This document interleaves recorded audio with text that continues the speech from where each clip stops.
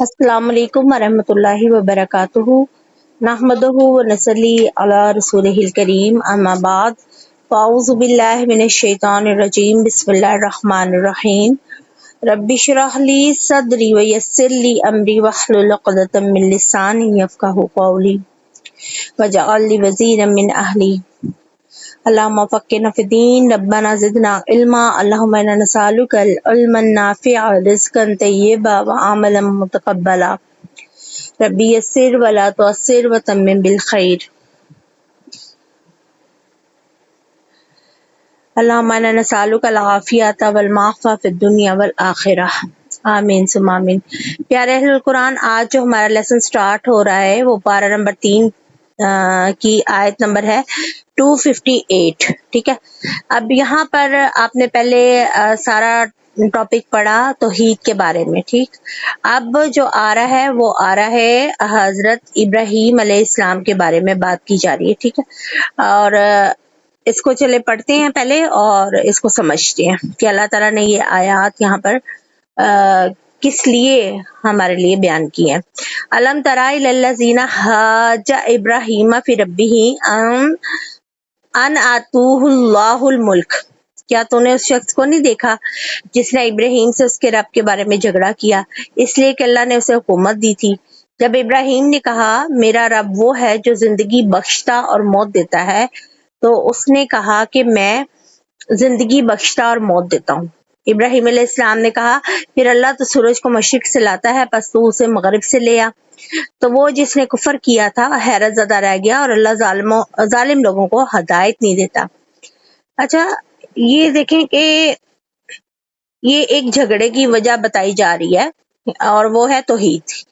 और एक बादशाह था, इराक के रहने वाले थे हजरत इब्राहीम अलैहिस्सलाम, और उस जमाने में इराक के अंदर शिर्क तकरीबन अपनी सारी सूरतों में मौजूद था। यानी बुतों को भी वो लोग पूछते थे, सूरज चांद सितारों की परस्तिश वो करते थे। इसके साथ साथ वो बादशाह वक्त को अपना रब मानते थे। ठीक, अब इब्राहीम अलैहिस्सलाम के ज़िम्मे इन तमाम सूरतों की जो शिर्क की थी उनको उनकी तरदीद करना और लोगों को अकेले रब की यानी अल्लाह ताला की इबादत के लिए दावत देना था। चनाचे उन्होंने अपने वालिद और कौम को बुत परस्ती छोड़कर एक रब की यानी इबादत की दावत दी। नतीजतन आप भी जानती हैं और मैं भी कि उन्हें घर से निकलना पड़ा। फिर इतना वाज़ेह जवाब उन्होंने अच्छे तरीके से दिया कि सूरज चांद सितारों का रब जो है वो भी अल्लाह है, ना कि वो रब है। अब सूरह नाम में यानी इसका इंशाल्लाह ताला तफसीलन पढ़ेंगे हम। नतीजे में कौम के झगड़े और उनके गजब का निशाना बनने की धमकियों का ना सामना करना पड़ा। जब इब्राहीम अलैहिस्सलाम ने समझा कि महज नसीहत से ये काम नहीं होगा और ना ये लोग इस शिर्क को छोड़ने पर नहीं राजी होंगे, तो फिर आप और मैं जानते हैं कि उन्होंने जो सारे बुत तोड़े। तो उस वक्त फिर एक बादशाह था जिसके साथ इनका मुनाजरा था। ठीक है, मुनाजरा हुआ। अक्सर रवायात में जो उसका नाम बताया, रवायात में नहीं बल्कि ये बादशाह का नाम जो है ना वो नमरूद लिया जाता है कि नमरूद के साथ हजरत इब्राहीम अलैहिस्सलाम का डायलॉग हुआ। लेकिन अभी इसराइली रवायात में तो ये मौजूद है कि नमरूद था, लेकिन असल उस बादशाह का नाम क्या था इसका हमें कुछ इल्म नहीं है। ठीक है, अब बादशाह जो था उसने अपने आप को रब मनवाने के लिए ये कहा कि भाई मैं जिंदा करता हूँ मारता हूँ। तो हजरत इब्राहीम अलैहिस्सलाम ने कहा कि अल्लाह जो जिंदा करता है वो मारता है। तो उसने बादशाह ने 2 कैदी मंगवाए, एक को कत्ल कर दिया, एक को छोड़ दिया। और उन्होंने कहा कि देखो, बादशाह ने कहा कि देखो इन्हें जिंदा रखना या मारना मेरे इख्तियार में है। और ये इसराइली रवायात से बात हो सकती है। ठीक है, ये आपको हदीस में कुरान सुन्नत में कहीं नहीं मिलती। अब उसके बाद यानी वो मजीद बहस पे आ गया। तो फिर हजरत इब्राहीम अलैहिस्सलाम के दिल में अल्लाह ताला ने इल्हाम किया और फिर अल्लाह ताला ने यानी ये बात उनके दिल में डाली और इब्राहीम अलैहिस्सलाम ने उनसे उस बादशाह से ये बात की कि भाई मेरा रब तो वो है जो कि सूरज को जो है मशरिक से निकालता है, तो मगरिब से निकाल। अब ये बात सुनकर जो है वो दंग रह गया, क्योंकि ऐसा तो वो कर ही नहीं सकता था ना। फिर उसने उसके नतीजे में क्या है कि लाजवाब होकर ना हजरत इब्राहिम अलैहिस्सलाम को आग में फेंकवाने का हुक्म दिया। पीछे सारा तो तौहीद का चैप्टर अल्लाह ने बांधा है। तो यहाँ पर जो है अल्लाह ताला ने तफसीलन जो है वो फिर बयान किया कि हजरत इब्राहिम अलैहिस्सलाम को कितने ज्यादा शिर्क का सामना करना पड़ा और किस किस मुश्किलात से उन्हें गुजरना पड़ा। और ये जो एक बात मशहूर है ना कि नमरूद की नाक में मच्छर घुसे और 400 साल तक वह थोड़ों से अपने आप को पिटवाता रहा, ये सब चीजें फेक हैं, ये कहीं से भी साबित नहीं है। ठीक, रवाज पा गई माशरे में और दीन का हिस्सा बन गया। इस तरह से यहूदी जो है ना और गैर मुसलमान हमारे दीन पर हमला आवर होते हैं कि गैर जरूरी चीजों को हमारे दीन का हिस्सा उन्होंने बनाया है। बहरहाल यहाँ मैं आपको ये वजह से बता दूं कि ये वाकये का ताल्लुक हरगिज कहीं से नहीं है, मन घड़त है। उसके बाद अल्लाह ताला फरमाते हैं ओ कल लजीम मर्रा अला करियातिन वहिया खावियातुन अला उरूशिहा, कि यहाँ उस शख्स की तरह जो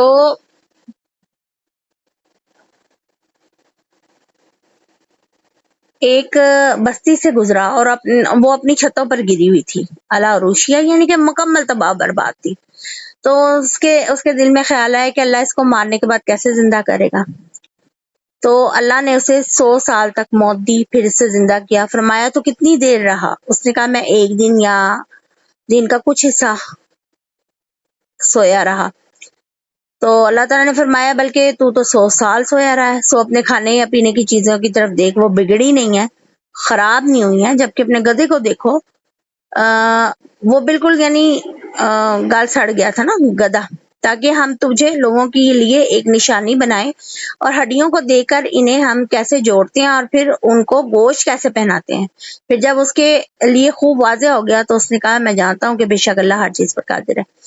अच्छा, यहाँ ये देख लीजिए कि यहाँ पर काफी ज्यादा जो है वो निशानी जो है ना वो कहती है कि हजरत उज़ैर से रिलेटेड ये वाकया था कि हजरत उज़ैर एक बस्ती से गुजरे हैं। हजरत जो है ना तस्यीरुल कुरान तफसीर, उसमें डॉक्टर अब्दुल रहमान किलानी ने हजरत उज़ैर से इसको मंसूब किया है और ये चौथा वाकया है जिसमें अल्लाह ने मुर्दा से जिंदा की है। ठीक है, तो वो कहते हैं कि भाई हजरत उज़ैर थे वो, और उनको फिर अल्लाह ताला ने एक निशानी बनाया। कैसे बनाया कि इसी वजह से यहूदी भी उनको जो था ना वो अल्लाह का बेटा करार देते, नौज़बिल्ला। वजह ये थी कि हजरत उज़ैर एक बस्ती से गुजरे हैं, उन्होंने देखा वो तबाह बर्बाद हुई है। उनके दिल में यानी ख्याल आया कि पता नहीं अल्लाह ताला इस बस्ती को कैसे दोबारा आबाद करेगा। तो अल्लाह ताला ने ना उन्हें 100 साल तक ना मौत दी, यानी सुला दिया, मौत की नींद सुला दिया। और फिर जब उन्हें जिंदा किया ना तो उनसे पूछा कि तुम कितनी देर इस हालत में रहे हो। तो उन्होंने कहा कि एक दिन या कुछ हिस्सा उसके। तो अल्लाह ताला ने उन्हें बताया कि तुम 100 साल तक नींद में रहे हो, मौत की आगोश में रहे हो। अपने खाने की तरफ देखो, ये बिल्कुल गड़ा सड़ा नहीं है, लेकिन अपने घोड़े वो गधे जिस पर तुम सवार थे उसको देखो, उसकी हड्डियां तक जो थी ना वो गल सड़ गई थी और फिर उसका गोश्त वो सब खत्म हो चुका था। अच्छा, जब ये अपने घर वापस गए हजरत उज़ैर, तो सब ये यंग थे और इनके बेटे और इनके पोते पोतियां सब बूढ़े हो चुके थे। इसलिए अल्लाह ने यहाँ पर कहा ना कि हम तुझे लोगों के लिए एक निशानी बनाएंगे। और फिर उनको एक मुशाहिदा भी हो गया कि अल्लाह ताला कैसे जो है वो मुर्दे को जिंदा करेगा। एक तो ये बात हो गई, ये आपने लिखना चौथा। और पांचवा वाकया जो है ना इसके साथ ही अगला आ रहा है कि वह इज काला इब्राहिम रब्बी अरानी कैफी तुहिल मौता, और जब इब्राहिम ने कहा हमारे रब मुझे दिखा तू मुर्दों को कैसे जिंदा करेगा। फरमाया और क्या तूने यकीन नहीं किया? तो हजरत इब्राहिम ने आगे से कहा कि भला क्यों नहीं, लेकिन मेरा दिल जो है ना पूरी तसल्ली हासिल कर ले इसके लिए, यानी वो मुशाहिदा करना चाहते थे। तो फिर अल्लाह ताला ने उनको फरमाया कि 4 परिंदे पकड़ो, उन्हें अपने साथ मानूस करो, फिर हर पहाड़ पर उनका एक हिस्सा रख दो, फिर उन्हें बुलाओ, वो दौड़ते हुए तुम्हारे पास आ जाएंगे। और जान लो कि बेशक अल्लाह सब पर गालिब और कमाल हिकमत वाला है। अच्छा, हजरत इब्राहिम अलैहिस्सलाम भी बड़े जय्यद पैगंबर थे, आपको पता है। اللہ تعالیٰ کے فرشتے اور احکامات ان کے پاس آتے تھے، اور وہ ان کے یعنی ان کا یہ شک نہیں تھا کہ مردے جی اٹھیں گے دوبارہ، مگر انہوں نے عین الیقین کے لیے، یعنی کہ میں اپنی آنکھوں سے دیکھ لوں، تو اس کے لیے انہوں نے اللہ تعالیٰ سے یہ بات کا اظہار کیا۔ تو پھر اللہ تعالیٰ نے جو ہے وہ پرندے ان سے کہا کہ آپ پرندے لے لیں۔ فسر نہ ہننا کا مطلب ہے کہ پھر ان کو فسر ہننا کا مطلب یہ ہے کہ پھر انہیں مانوس کیا انہوں نے اپنے ساتھ چاروں پرندے، اور پھر ذبح کر کے ان کے مختلف ٹکڑے جو پہاڑوں پر رکھے، اور پھر انہیں بلایا، اور شبہ بھی نہ رہے نا، تاکہ کہ ذبح کر کے مکس کر کے ان کا گوشت یا قیمہ کر کے اللہ تعالیٰ نے پہاڑوں پہ ٹکڑے رکھ دیے، اور پھر اللہ تعالیٰ نے حکم دیا کہ بھئی آپ ان کو بلاؤ تو یہ آ جائیں گے آپ کی طرف۔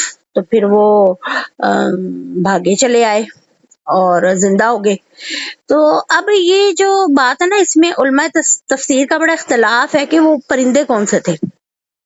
بعض کہتے ہیں مرغ، مور، کوا، کبوتر وغیرہ، اور اس طرح یعنی بعض کہتے ہیں کہ ایک ہی پرندہ کی 4 قسمیں تھیں جن کو ذبح کیا۔ بہرحال یہ ایک ایسی بحث ہے کہ جس کی کوئی اہمیت نہیں ہے، اور قرآن جو ہے نا، اگر کسی بات کی اہمیت ہو تو سب سے پہلے اس کو بیان کرتا ہے۔ یہ ضمنی طور پہ ایک چیز بیان کی گئی ہے کہ بھئی انہوں نے پرندوں سے یہ مشاہدہ کیا کہ اللہ تعالیٰ کیسے مردہ کو زندہ کرتا ہے۔ آگے چلتے ہیں۔ اللہ تعالیٰ فرماتا ہے مثل الذین ینفقون اموالهم فی سبیل اللہ کمثل حبۃ انبتت 7 سنابل۔ اچھا، اب یہاں پر ہے کہ فی کل سنبلات 100 حبہ۔ اچھا، ان لوگوں کی مثال جو اپنی مال اللہ کی راہ میں خرچ کرتے ہیں، ایک دانے کی مثال کتنا ہے جس نے 7 خوشے اگائے، ہر خوشے میں 100 دانے، اور اللہ جس کے لیے چاہتا ہے بڑھا دیتا ہے، اور اللہ وسعت والا ہے اور سب کچھ جاننے والا ہے۔ یہاں پر اللہ کی راہ میں خرچ کرنے یعنی اس کا ذکر آ رہا ہے کہ اللہ بار بار، دیکھیں آپ نے پڑھا ہے کہ جگہ جگہ اللہ تعالیٰ نے جو ہے وہ خرچ کی ترغیب دلائی ہے۔ سورہ بقرہ میں ابھی آپ سے اللہ کے دوسری سورت پڑھ رہے ہیں قرآن کی، اور زیادہ سے زیادہ خرچ کی طرف اللہ نے راغب کیا۔ اچھا، خرچ کرنے کی بھی ایک حد ہے، آپ کو جیسے میں نے بتایا تھا کہ زیادہ سے زیادہ خرچ کرنے کی حد یہ ہے کہ آپ اپنی ضرورت سے زائد ہر چیز جو ہے وہ صدقہ کر دیں، اور کم سے کم حد جو ہے وہ زکوٰۃ آپ دیں، کم از کم فرض زکوٰۃ دیں۔ تو آپ دیکھیں کہ یہودی علماء میں بنا سورۃ توبہ میں اللہ نے بیان کیا ہے ان کثیر من الاحبار والرہبان یاکلون اموال الناس بالباطل ویصدون عن سبیل اللہ۔ بے شک بہت سے عالم اور درویش جو تھے یہود و نصارہ میں، وہ لوگوں کا مال باطل طریقے سے کھاتے تھے اور اللہ کی راستے میں انہیں خرچ کرنے سے روکتے تھے۔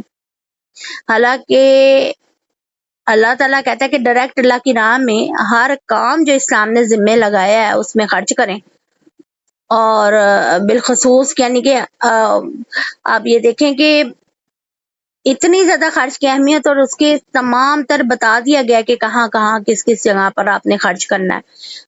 والدین ہیں، اپنے زیر کفالت لوگ ہیں، سب سے پہلے ان کو دیکھنا ہے جو زیر کفالت لوگ ہیں، جن میں بیوی اور بچے آتے ہیں، پھر پیرنٹس آتے ہیں، پھر رشتہ دار آتے ہیں، یتیم، پھر ہمسائے۔ تو اس طرح سے آپ نے یہ ایک چین چلتی ہے خرچ کرنے کی۔ پھر وہ بڑھتے بڑھتے پھر آگے جہاد میں بھی خرچ کرنا، اور ہر چیز میں یعنی خرچ کرنے کی اللہ تعالیٰ نے ترتیب بتا دی ہے۔ اب ہمارے یہاں بھی یہی بدقسمتی سے ہو گیا جو سورۃ توبہ کی میں نے آپ کو آیت ابھی سنائی ہے، کہ ہمارے یہاں بھی لوگ اللہ کی راہ میں خرچ کرنے کی بجائے مزاروں پہ پڑے ہوئے گلے جو ہے نا وہ بڑھتے رہتے ہیں۔ کبھی آپ کھول کے دیکھیے، کبھی آپ کو اگر مشاہدہ کرنے کا موقع ملے تو آپ دیکھیں کہ اتنے یعنی مزاروں پہ رکھے گئے یا درگاہوں پہ رکھے گئے جو چندہ باکس ہوتے ہیں، کروڑوں روپیہ ان میں سے نکلتا ہے، اور ان میں وہ جو لوگ اس میں ڈالتے ہیں وہ اکثر ان میں میجورٹی نہ اپنی زکوٰۃ دے رہی ہوتی ہے، نہ اپنے زیر کفالت لوگوں کا خیال رکھ رہی ہوتی ہے۔ اگر اتنا چندہ اکٹھا ہو اور جگہ جگہ پاکستان میں سکولز، کالجز اور یہ شفا خانے کھلیں، مفت جہاں علاج ہو، اور آپ دیکھیں ویلفیئر کے ادارے کھلیں، بچوں کے لیے گراؤنڈز بنے کھیلنے کی، ان کے لیے لائبریریز بنے، تو سڑکیں بنے، صفائی کا انتظام بہتر ہو پاکستان میں، کتنی جگہ ہیں جہاں پہ ورک کیا جا سکتا ہے اور ثواب ملے گا۔ نہ کہ یہ کہ چندہ باکس میں آپ جمع کرتے جاؤ اور پھر اس کے بعد وہ دال روٹیاں کھلاتے ہیں سب کو، باقی کا باقی جو ان کے مجاور ہیں وہ خرچ کریں۔ تو یہ یہودیوں اور عیسائیوں میں بھی یہی کچھ ہوتا تھا پیاری بہنوں۔ بلکہ آپ ایسے لوگوں کو اگر جانتے ہیں تو ضرور انہیں روکیں کہ اس طرح سے اپنے مال کو ضیاع نہ کریں جس کا کوئی ثواب ہی نہیں ہے، فائدہ ہی نہیں ہے۔ آگے سے وہ یہ ثبوت دیتے ہیں کہ جی اللہ تعالیٰ کے نبی صلی اللہ علیہ وسلم نے کہا کہ کھانا کھلاؤ، کھانا کھلانے کا بڑا اجر ہے۔ اس کھانا کھلانے کا اجر کیا ہوگا جو کسی اور غیر اللہ کے نام پہ آپ کھلا رہے ہیں؟ وہ تو سرے سے ہی غلط ہو جائے گا، حرام ہو جائے گا۔ اگر آپ وہ کھانا اپنے گھر آنے والے نوکر کو پیٹ بھر نہیں کھلاتے ہیں، آپ کے محلے میں کوئی بھوکا سو رہا ہے، تو آپ کا مزاروں پہ جمع کرنا چندہ باکس میں پیسے اور پھر اس کے بعد اس کو دیگوں میں پکا کے تو پھر ضائع بھی بہت ہوتا ہے۔ تو یہ تو کوئی یعنی کہ اللہ تعالیٰ نے ایسی تعلیمات قرآن میں ہمیں نہیں ملتی ہیں۔ تو اللہ تعالیٰ ہمیں دین اسلام میں اسلام کے مطابق جو ہے وہ خرچ کرنے کی توفیق دے۔ کئی ایسی جگہیں ہیں پاکستان میں کہ جہاں دیکھیں پانی نہیں ہے پینے کا، آپ وہاں پہ نلکے لگوائیں، ٹیوب ویلس لگوائیں، وہاں خرچ کریں۔ بہت ساری جگہ ہیں جہاں خرچ کیا جا سکتا ہے، اور پاکستان تو پہلے ہی غریب ملک ہے۔ آگے چلتے ہیں، اگلی آیت میں اللہ تعالیٰ کہہ رہا ہے کہ الذین ینفقون اموالهم فی سبیل اللہ ثم لا یتبعون ما انفقوا منا ولا اذی۔ اب شرط بھی اللہ نے ایک بیان کر دی ہے نا خرچ کرنے کی، کہ اچھا یہ بھی یاد رکھیں کہ جو اللہ کی راہ میں خرچ کرتا ہے اللہ کے بتائے ہوئے طریقوں کے مطابق اور حلال کما کے خرچ کرتا ہے نا، اس کی اللہ تعالیٰ نے بڑی خوبصورت پچھلی آیت میں بات بتائی ہے کہ اللہ تعالیٰ ایک بیج سے دیکھیں بالیاں نکالتا ہے، بالیاں میں سے ایک گندم کی بالی کی مثال لے لینا کہ ایک بیج میں سے ایک بالی نکلی، اس کے بعد اور 700 بالیاں نکلی اس میں سے، پھر ہر بالی میں سے 100 دانے نکلے، تو بات کہاں پہنچتی ہے اللہ کی راہ میں خرچ کرنے۔ اللہ ہمیں توفیق دے اور ایسا ہم خرچ کریں جو اللہ کے یہاں قابل قبول ہو اور اس کا واقعی اتنا اجر ہم سب کو ملے۔ اب جو اگلی آیت میں اللہ تعالیٰ کہہ رہا ہے کہ یعنی یہ ثواب اور یہ جو فضیلت ہے نا صرف ان لوگوں کو حاصل ہوگی کہ جو رضائے الہی کے لیے خرچ کریں گے، اور نہ کہ خرچ کرنے کے بعد کسی پر احسان جتلائیں اور زبان اور عمل سے کسی کو تکلیف دیتے ہیں۔ اور احسان جتلانا جو ہے نا کبیرہ گناہوں میں سے ہے۔ ابو ذر غفاری جو ہے رضی اللہ تعالیٰ عنہ بیان کرتے ہیں کہ رسول اللہ صلی اللہ علیہ وآلہ وسلم نے فرمایا 3 آدمی ایسے کہ اللہ تعالیٰ ان سے قیامت کے دن کلام نہیں کرے گا، نہ ان کی طرف دیکھے گا، نہ انہیں پاک کرے گا، اور ان کے لیے دردناک عذاب ہے۔ تو رسول اللہ صلی اللہ علیہ وآلہ وسلم نے 3 دفعہ یہ بات فرمائی۔ ابو ذر غفاری رضی اللہ تعالیٰ عنہ نے عرض کی کہ وہ تو ناکام و نامراد ہو گئی یا رسول اللہ صلی اللہ علیہ وآلہ وسلم، وہ کون لوگ ہیں؟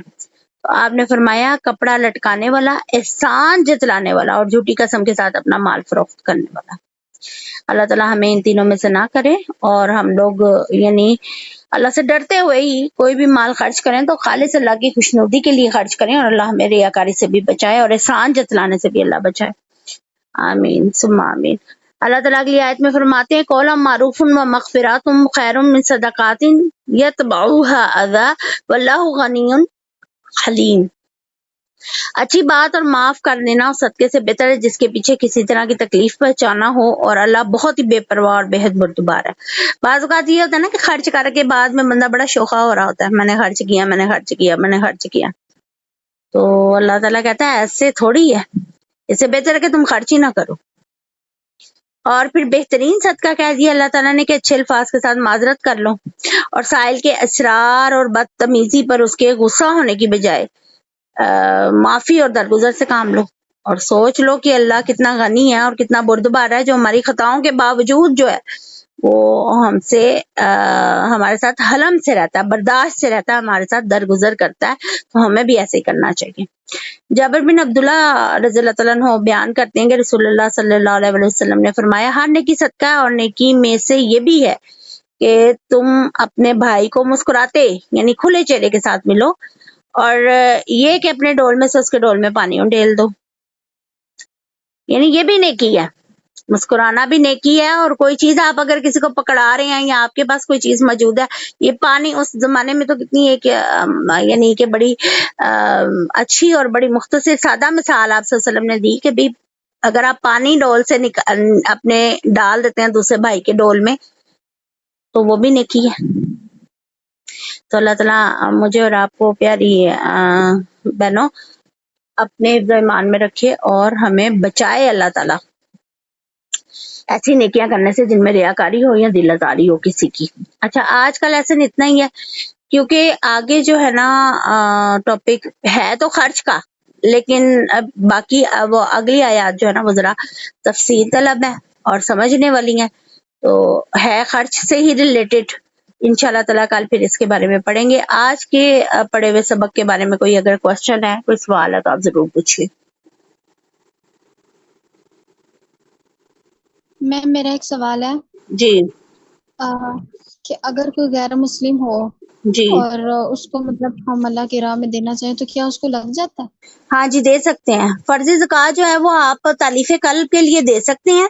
مثلا یہ کہ شاید یہ زکوٰۃ دینے کی وجہ سے، مال دینے کی وجہ سے مسلمان ہو جائے، یا اگر کوئی نیا کوئی ارادہ بھی رکھتا ہے کہ مسلمان ہو تو زکوٰۃ اس صورت میں دی جا سکتی ہے کیونکہ ابھی مسلمان بہت غریب ہیں. لیکن صدقات وغیرہ جو ہے نا ہمارے نفلی صدقات وہ لگ جاتے ہیں، چاہے وہ کوئی بھی ہے، ہر انسان کو لگ جاتے ہیں، چاہے وہ عیسائی ہے، یہودی ہے، چاہے وہ یہ ہندو ہیں، کوئی بھی ہے، کسی بھی مذہب سے تعلق رکھتے ہیں. لیکن اگر انہیں ضرورت ہے اور آپ اپنا نفلی صدقہ دینا چاہتے ہیں تو دے سکتے ہیں. صحیح، ٹھیک ہو جی گیا میم. جی جی پیاری سسٹرز کلیئر ہو گیا آج کا لیسن؟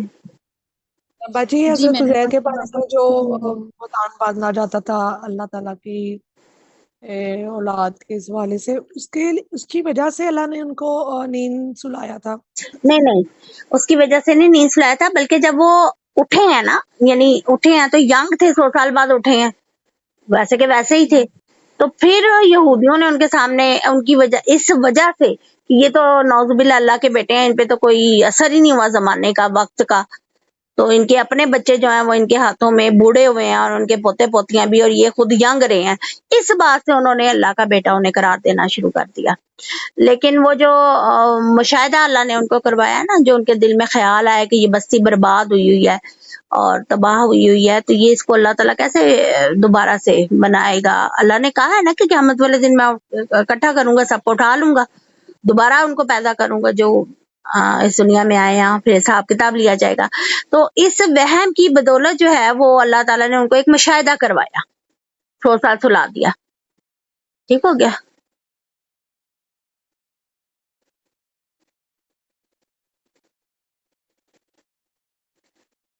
جی پیارے سسٹرز. تو انہوں نے کہا نہیں کوئی نہیں، پہلے آپ لو پھر ہم کریں گے. چلیں اللہ تعالیٰ ہم سب کے لیے آسانی کرے، اور انشاءاللہ تعالیٰ اللہ تعالیٰ یہ بھی وقت جو مشکل ہے نا یہ اس کو آسان کر دیں گے انشاءاللہ تعالیٰ. اللہ ہمیں مستقل مزاجی عطا کرے. اس کے ساتھ ہی کلاس جو ہے نا اس کا اختتام کرتے ہیں. میری اور آپ کی دل میں جتنی دعائیں ہیں اللہ تعالیٰ وہ سب کی سب پوری فرمائے. ربنا آتنا فی الدنیا حسنۃ وفی الآخرۃ حسنۃ وقنا عذاب النار. ربی انی لما انزلت الی من خیر فقیر. اللہم حاسبنا حسابا یسیرا. اللہم اجرنا من النار، اللہم اجرنا من النار، اللہم اجرنا من النار. ربنا هب لنا من ازواجنا وذریاتنا قرۃ اعین واجعلنا للمتقین اماما. آمین ثم آمین. اللہ تعالیٰ ہمیں آخرت میں ان مسلمانوں میں شامل فرمائے کہ جنہیں اپنا دن میں دوبارہ اللہ تعالیٰ دیدار کرے گا. اور اس کلاس کی برکتیں، رحمتیں، فائدے جو ہیں ہماری نسلوں میں، ہمیں، ہماری زندگیوں میں، ہمارے گھروں میں، ہمارے زوج میں جاری فرما دے. ہمارے سب کے معاش میں اللہ تعالیٰ اس کی برکتیں جاری فرما دے اور ہم سب کو حلال عطا فرمائے. ہمیں، ہمارے والدین کے لیے اور ہماری اولادوں کو ہمارے لیے صدقہ جاریہ بنائے. اور جتنے مسلمان فوت ہو چکے ہیں ان کو، جو بھی ہوں گے بھی فوت، سب کی آخری آرامگاہ کو اللہ تعالیٰ جنت الفردوس کا ٹکڑا بنا دے اور وہ خوش و خرم وہاں رہے، اور آخرت میں ہم سب کو اللہ تعالیٰ جنت الفردوس میں ملا دے. آمین ثم آمین یا رب العالمین یا ارحم الراحمین. سبحانک اللہم و بحمدک اشہد ان لا الہ الا انت استغفرک و اتوب الیک. السلام علیکم ورحمۃ اللہ وبرکاتہ.